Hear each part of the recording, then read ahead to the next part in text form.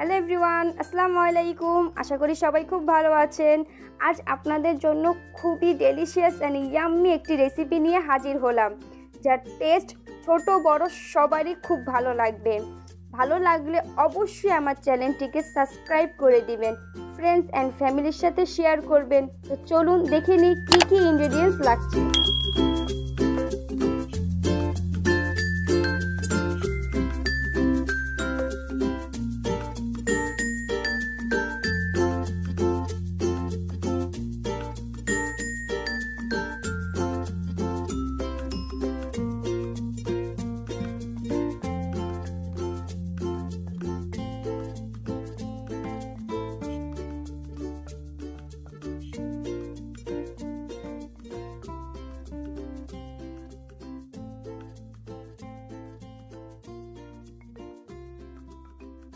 তো ফার্স্টে আমি নিয়ে নিচ্ছি 2 কাপ আলুর পুর, দেখতেই পাচ্ছেন।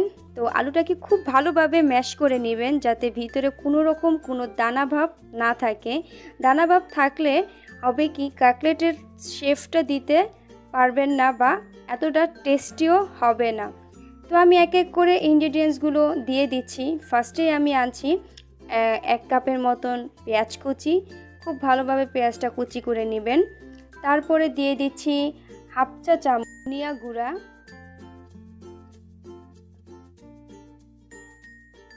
1 চা চামচের মতো দিচ্ছি জিরার গুঁড়া, দিয়ে দিচ্ছি 2 টেবিল চামচ চাট মশলা। চাট মশলা অবশ্যই একটু বেশি করে দিবেন, টেস্টটা খুব ভালো আসে। দিয়ে দিচ্ছি 1 টেবিল চামচ লাল মরিচের গুঁড়া, অবশ্যই ঝালটা যার যার টেস্ট অনুযায়ী দিবেন।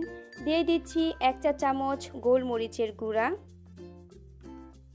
দিয়ে দিচ্ছি 1 চা চামচ গরম মশলার গুঁড়া, দিয়ে দিচ্ছি 1 টেবিল চামচ কাঁচা মরিচ, অবশ্যই ঝালটা যার যার টেস্ট অনুযায়ী দিবেন। তো এখানে আমি আরও দিয়ে দিলাম হাফ চা চামচ টেস্টি সল্ট, দিয়ে দিচ্ছি স্বাদ মতন লবণ,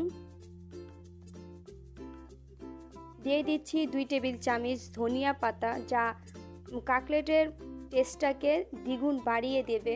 তো এখানে আরও দিয়ে দিলাম 2 টেবিল চামচ কর্নফ্লাওয়ার। কর্নফ্লাওয়ার যদি আপনার বাড়িতে না থাকে তাহলে ময়দা দিয়েও চলবে। তো এখন আমি উপকরণগুলোকে খুব ভালোভাবে আলতো হাতে মিক্সড করে নেব। আপনারা চাইলে একটা স্প্যাচুলার দিয়েও করতে পারেন, তবে আমার কাছে হাত দিয়ে করাটাই সবচেয়ে বেটার মনে হয়, কারণ হাত দিয়ে করলে দেখা যায় খুব ভালোভাবে ইনগ্রেডিয়েন্টসগুলো মেশানো যায়। তো আমি খুব সুন্দর করে ইনগ্রেডিয়েন্টসগুলো খুব ভালোভাবে আলতো হাতে মাখিয়ে নিচ্ছি। তো আমি আবারও বলছি, কাটলেটগুলোর যে ঝালটা আপনারা যার যার টেস্ট অনুযায়ী দিবেন। আর অবশ্যই যদি বাচ্চাদের জন্য বানান, অবশ্যই ঝালটা স্কিপ করবেন। এটা ছোট বড় সবাই খুব পছন্দ করবে। তো এই তো আমার কাটলেটের সব উপকরণগুলো আমি খুব ভালোভাবে মিশিয়ে নিয়েছি, দেখতেই পাচ্ছেন। আপনারাও সেম একই প্রসেসে করবেন।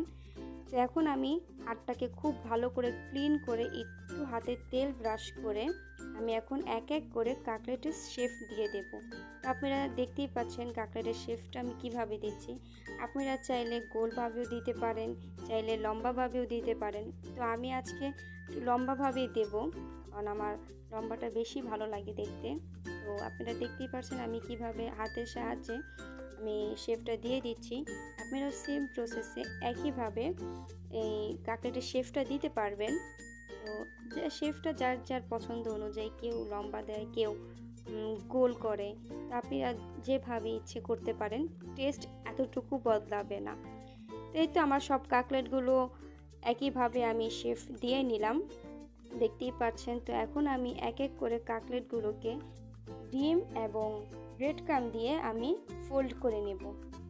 তো এখন আমি একটা একটা করে কাটলেট ফার্স্টে আমি ডিমের মধ্যে দিচ্ছি, দেখতেই পাচ্ছেন। তো ডিমের মধ্যে দেওয়ার পর সুন্দরভাবে ঝরিয়ে কাটলেটটাকে আমি ব্রেড ক্রাম্বের ওপর রাখছি। এখন খুব সুন্দরভাবে ব্রেড ক্রাম্ব দিয়ে কাটলেটটাকে ফোল্ড করে দিবেন, যাতে কোনো একটা অংশ বাকি না থাকে। খুব ভালোভাবে ফোল্ড করে নেবেন। দেখতেই পাচ্ছেন আমি খুব ভালোভাবে ফোল্ড করে নিয়েছি। তো আপনাদের দেখার সুবিধার্থে আমি আরও একটা করে দেখাচ্ছি। আপনারা দেখতেই পাচ্ছেন কি সুন্দরভাবে আমি ডিমের ভিতরে চুবিয়ে ভালোভাবে ডিমটাকে ঝরিয়ে ব্রেড ক্রামে রাখবো। অবশ্যই ডিম যাতে ব্রেড ক্রামে না আসে, তাহলে ব্রেড ক্রামটা নষ্ট হয়ে যাবে। তো সুন্দরভাবে ডিমটাকে ছড়িয়ে আমি ব্রেড ক্রাম দিয়ে ভালোভাবে ফোল্ড করে নিলাম। তো এভাবে আমি সবগুলো কাটলেট ডিমের মধ্যে দিয়ে ব্রেড ক্রামে ফোল্ড করে নেব। তো এই তো আমার সব কাটলেট ব্রেড ক্রামে ফোল্ড করা শেষ হয়ে গেছে। আপনারা দেখতেই পাচ্ছেন খুব সুন্দর করে আমি কাটলেটগুলোকে ফোল্ড করে নিয়েছি। তো এখন আমি চলে যাব চুলায়। তো আমি চুলাতে প্রথমেই একটা ফ্রাই প্যান বসিয়ে দিয়েছি তেল গরম হতে। তো তেলটাকে বেশি গরম করা যাবে না, অবশ্যই খেয়াল রাখবেন। আমি এক এক করে কাটলেটগুলো ছেড়ে দিচ্ছি। আমি কিন্তু তেলটাকে খুব বেশি গরম করিনি, আপনারা দেখতেই পাচ্ছেন স্কিনে। তো তেলটা বেশি গরম করলে দেখা যাবে কি কাটলেটগুলো খুব তাড়াতাড়ি রং চলে আসবে, কিন্তু কাটলেটগুলো ক্রিস্পিও হবে না আর ভেতরটাও কাঁচা থাকবে, একটা মশলার গন্ধ আসতে পারে। তো অবশ্যই এই দিকটা খেয়াল রাখবেন, তেলটা যেন খুব বেশি গরম না হয়ে যায়। আর অবশ্যই চুলার হিটটা মিডিয়ামের থেকে লো আঁচে রাখবেন। খুব আস্তে আস্তে ধীরে সুস্থে ভেজে নেবেন। তো আমিও দেখছেন খুব সময় নিয়ে আস্তে আস্তে আমি ভেজে নিচ্ছি। আমার কাটলেটগুলো ভাজতে প্রায় সময় লেগেছে 7 থেকে 8 মিনিটের মতন লেগেছে। খুব ধীরে সুস্থে আমি ভেজে নিয়েছি। অবশ্যই সময়টা হাতে নিয়ে ভাজবেন, খুব তাড়াহুড়া করে ভাজবেন না, তাহলে দেখা যাবে কাটলেটগুলো ক্রিস্পি হবে না বা কাটলেটগুলো দেখতেও অতটা সুন্দর হবে না। তো অবশ্যই দেখতে পাচ্ছেন আমি খুব আস্তে আস্তে ধীরে সুস্থে ভেজে নিচ্ছি। আপনারাও ঠিক এভাবে আস্তে আস্তে আলতো হাতে ভেজে নেবেন। আর অবশ্যই চুলার আঁচটা মিডিয়ামের থেকেও কম রাখবেন। এই তো আমার কাটলেটগুলো খুব সুন্দর একটা কালার চলে এসেছে, আপনারা দেখতেই পাচ্ছেন। তো আমি এক এক করে কাটলেটগুলোকে তেল ঝরিয়ে আমি একটা সার্ভিং প্লেটে টিস্যু টাওয়ালের ওপর রেখে দেব, যাতে করে যতটুকু তেল কাটলেটের ভেতরে থাকবে তা অ্যাবজর্ব হয়ে যাবে। তো এভাবে আমি এক এক করে সুন্দরভাবে সব কাটলেটগুলো তুলে নিচ্ছি, আপনারা দেখতেই পাচ্ছেন। এখন আমার বাকি যে কাটলেটগুলো আছে আমি আবারও সেগুলো দিয়ে দিলাম সুন্দর করে। এগুলোকেও আমি ঠিক সময় নিয়ে কম আঁচে সুন্দরভাবে ক্রিস্পি করে ভেজে নেব। অবশ্যই যত সময় নিয়ে কাটলেটগুলো ভাজবেন অতটাই কাটলেট ক্রিস্পি হবে। তো দেখতে পাচ্ছেন আমার এই কাটলেটগুলো ভাজা হয়ে গেছে। এখন এগুলোকে আমি খুব সুন্দর করে তুলে নেব তেল ঝরিয়ে সার্ভিং প্লেটে টিস্যু টাওয়ালের ওপর রেখে দিচ্ছি। তো এই তো দেখতেই পাচ্ছেন আমার সম্পূর্ণ সব কাটলেটগুলো ভাজা শেষ হয়ে গেছে। দেখতেই পাচ্ছেন কতটা টেস্টি অ্যান্ড ইয়াম্মি হয়েছে। আপনারা বাসায় অবশ্যই ট্রাই করবেন, দেখবেন খুব বেশি ভালো লাগবে। এই কাটলেটটা দেখতে যেমন সুন্দর, খেতে তার চেয়েও বেশি ইয়াম্মি। ছোট বড় সবাই খুব পছন্দ করবে কাটলেটটা। তো আপনাদের দেখার সুবিধার্থে আমি একটা ভেঙে দেখাচ্ছি ভিতরটা কতটা ইয়াম্মি হয়েছে। আপনারা দেখতেই পাচ্ছেন আমার কাটলেটের ভিতরটা কত পরিমাণে ইয়াম্মি হয়েছে। তো আমার ঘরে তো সবাই এই কাটলেটটা খুব বেশি এনজয় করেছে। তো আপনারা বাসায় বানিয়ে ট্রাই করবেন এবং আমার কমেন্ট সেকশনে জানাবেন। আজকের ভিডিওটা এই পর্যন্তই ছিল, আশা করি ভালো লেগেছে। ভালো লাগলে অবশ্যই ফ্যামিলি অ্যান্ড ফ্রেন্ডসদের সাথে শেয়ার করবেন।